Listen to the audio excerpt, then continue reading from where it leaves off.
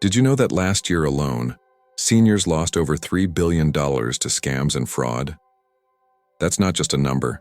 That's retirement savings, memories, and peace of mind stolen from people who worked their entire lives to enjoy their golden years. My own grandfather, at 78, received a call one afternoon that changed everything. The caller claimed to be from the IRS, saying Grandpa owed thousands in back taxes and would be arrested if he didn't pay immediately. Scared and confused, he gave them his bank information, and just like that, his account was drained. The shame he felt afterward hurt more than the financial loss. The truth is, as we age, we become more vulnerable to those who want to take advantage of our trust, our generosity, and sometimes our confusion. But it doesn't have to be this way. With the right knowledge, you can protect yourself, your privacy, and your dignity.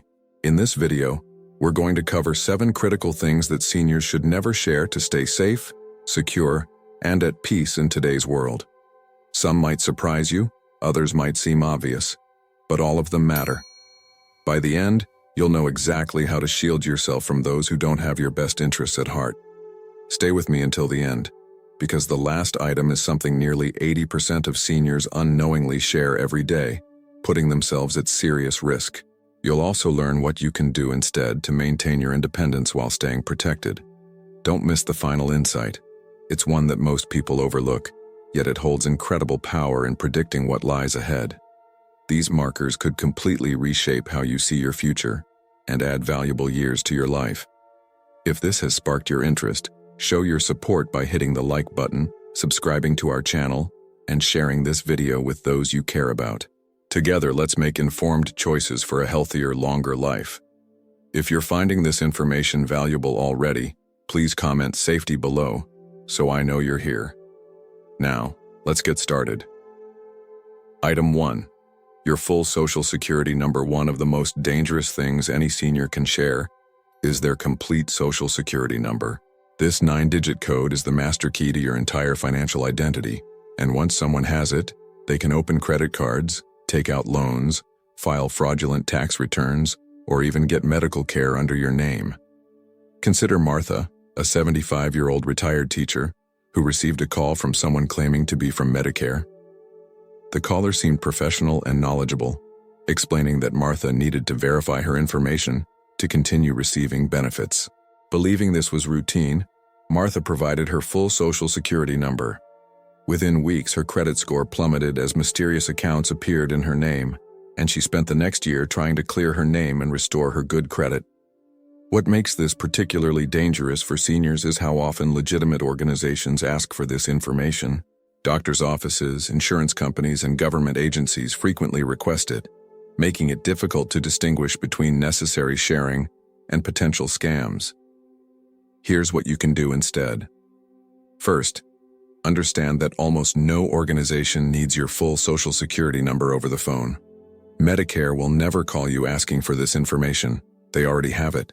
Second, when filling out forms at a doctor's office or similar location, ask if you can provide just the last 4 digits. Many places will accommodate this request. Third, if someone calls claiming to be from a government agency and asks for your Social Security number, hang up and call the official number of that agency yourself. This simple step can save you from devastating identity theft. Remember, your Social Security number is the crown jewel of your personal information. Guard it accordingly, and never share it with someone who contacts you first. Item 2. Your home address to strangers online. In today's digital world, many seniors enjoy connecting with others through social media, forums, and email. While these platforms can provide wonderful communities, they also create opportunities for those with bad intentions to learn where you live. Take Richard, a 68-year-old widower who joined a Facebook group for classic car enthusiasts. He enjoyed sharing photos of his restored 1957 Chevrolet and mentioned in posts when he would be attending car shows out of town. What he didn't realize was that he had also shared enough information about his neighborhood and home in various comments that someone was able to figure out his address. While attending a weekend-long car show, his home was burglarized, the thieves knowing exactly when he would be away. For seniors, this risk is magnified because criminals often specifically target older adults, assuming they have valuable items, medication, or cash at home, and might not have sophisticated security systems. Here's how to protect yourself. First, review your social media privacy settings to ensure only friends can see your personal posts. Be particularly careful about posts that check into locations or announce travel plans. Second, use a post office box for online shopping or correspondence when possible, rather than your home address. Third, consider creating a separate email address for online forums or groups where you don't know everyone personally. This adds a layer of separation between you and potential scammers. Fourth, be vague about your exact location in online conversations. Mentioning your general area, "I live in the Southwest," is much safer than naming your specific town or neighborhood. Sharing where you live might seem harmless in the moment, but it's a piece of information that, in the wrong hands, could compromise your physical safety and the security of your home. If you're still watching and finding these insights valuable, please comment "Protect" below to let me know you're here. And if you haven't subscribed yet, I recommend you subscribe and turn on notifications so you don't miss any videos that could help keep you safe. Now let's continue. Item 3. Your daily routine and schedule. One of the most overlooked pieces of information that seniors should guard carefully is their daily routine. Knowing when you go to the pharmacy, when you visit the bank, or when your home is empty creates opportunities for both scammers and potential burglars. Consider Eleanor, a 72-year-old who lives alone and takes pride in her independence. She maintained a strict schedule: grocery shopping every Tuesday morning, hair appointments on Friday afternoons, and church every Sunday. She often mentioned these routines to people she met, seeing it as simple conversation. What Eleanor didn't realize was that she was inadvertently creating a map of when her home would be empty and when she would be vulnerable in predictable locations. One Tuesday, while she was at the grocery store, someone approached her in the parking lot claiming to be from her bank, saying there was a problem with her account. Because they knew her name and mentioned she was a regular Tuesday shopper, Eleanor trusted them enough to share additional information that was later used to access her accounts. For seniors, maintaining a routine is often important for health and well-being, but publicly sharing that routine can expose you to unnecessary risks. Here's how to protect yourself. First, vary your schedule when possible. Small changes like shopping on different days or at different times can make your movements less predictable. Second, be mindful of what you share in casual conversation with strangers or acquaintances. There's no need to tell the person behind you in the checkout line that you live alone and are heading to the bank afterward. Third, if you use social media, avoid posting real-time updates about where you are. Save those vacation photos until after you've returned home. Fourth, consider using timers for lights and a radio when you're out, especially if you follow a regular schedule that takes you away from home. Your daily routine might seem like casual information, but to someone with bad intentions, it's valuable intelligence that can be used against you. Guard it carefully. Item 4. Medical information and prescription details. Your health information is deeply personal, and in the wrong hands can be used to target you for scams, identity theft, or even to obtain medications fraudulently. Yet many seniors freely discuss their medical conditions and prescriptions in public places, or with people they barely know. Take William, a 77-year-old with diabetes and heart disease. While waiting in line at the pharmacy one day, he struck up a conversation with someone who seemed interested in his health.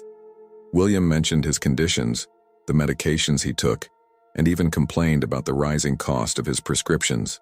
A week later, he received a call from someone claiming to represent a special Medicare program that could provide his exact medications at a steep discount. All they needed was his Medicare information to verify eligibility. Fortunately, William's daughter was visiting when the call came and recognized it as a scam targeting his specific health needs. For seniors, health concerns are often top of mind, making it natural to discuss them. However, this information is particularly valuable to scammers who can use it to create highly convincing, personalized schemes. Here's how to protect yourself. First, be cautious about discussing specific health conditions or medications in public spaces where you might be overheard, such as pharmacies, doctors' waiting rooms, or restaurants. Second, Shred prescription labels before throwing away medication bottles or packaging. These labels contain information about you, your doctor, and your health conditions. Third, if someone calls claiming to be from Medicare, your insurance company, or a healthcare provider, don't provide information. Instead, hang up and call the official number for that organization to verify whether the call was legitimate. Fourth, be wary of health-related offers that seem too good to be true, especially if they're specifically tailored to conditions you've been treated for. Your medical information is protected by law in healthcare settings for good reason. Extend that same protection to how you discuss your health in everyday life. If you're still watching and finding these insights valuable, please comment "health" below to let me know you're here. Your engagement helps us create more content to keep you informed and protected. Now let's continue. Item 5. Financial information and banking habits. Your financial information, account numbers, balances, banking habits, and even the fact that you keep cash at home should be kept strictly private. Unfortunately, many seniors grew up in an era when discussing money matters was more common, and scammers know how to exploit this generational difference. Meet Helen, an 81-year-old widow who was raised to believe that a personal relationship with your banker was important. She regularly visited her local branch and knew most of the tellers by name. One day she received a call from someone claiming to be Scott, a new manager at her bank. The caller mentioned seeing her regular Friday visits, information that could have been gathered simply by observation, and said they were reviewing accounts for better interest rates. Flattered by the personal attention, Helen confirmed her account details and balances. Later that week, her account was accessed and drained of thousands of dollars. For seniors who may have substantial retirement savings, be on fixed incomes, or have predictable deposit patterns, like Social Security or pension deposits, sharing financial details can make them particularly vulnerable targets. Here's how to protect yourself. First, never discuss your account balances, investment details, or banking habits with anyone who doesn't have a legitimate need to know, and verify their identity before sharing anything. Second, be extremely cautious about anyone who contacts you about your finances, even if they seem to know details about you or your bank. Legitimate financial institutions rarely initiate contact asking for information they already have. Third, avoid mentioning that you keep cash at home, have valuable collections, or have recently come into money, like an inheritance, in casual conversation or on social media. Fourth, consider setting up online access to your accounts so you can check them regularly for suspicious activity and use alerts to notify you of unusual transactions. Fifth, if possible, vary the days when you visit the bank or ATM to make your financial routines less predictable. Remember, your financial information is not just about money, it's about your security and independence. Guard it as carefully as you would the keys to your home. Item 6. Password information and security questions. In our increasingly digital world, the passwords and security questions that protect your online accounts are crucial barriers against those who would steal your identity or access your personal information. Yet many seniors either use passwords that are too simple or share password information with others in ways that compromise their security. Consider James, a 73-year-old who prided himself on his memory. To make things simple, he used the same password for all his accounts, his late wife's birthday followed by her name.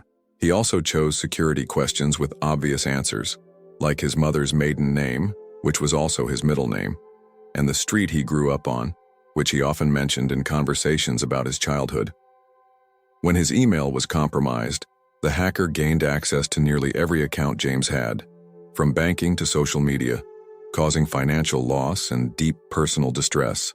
Seniors are particularly vulnerable to password-related security breaches for several reasons. They may prefer simpler passwords they can remember.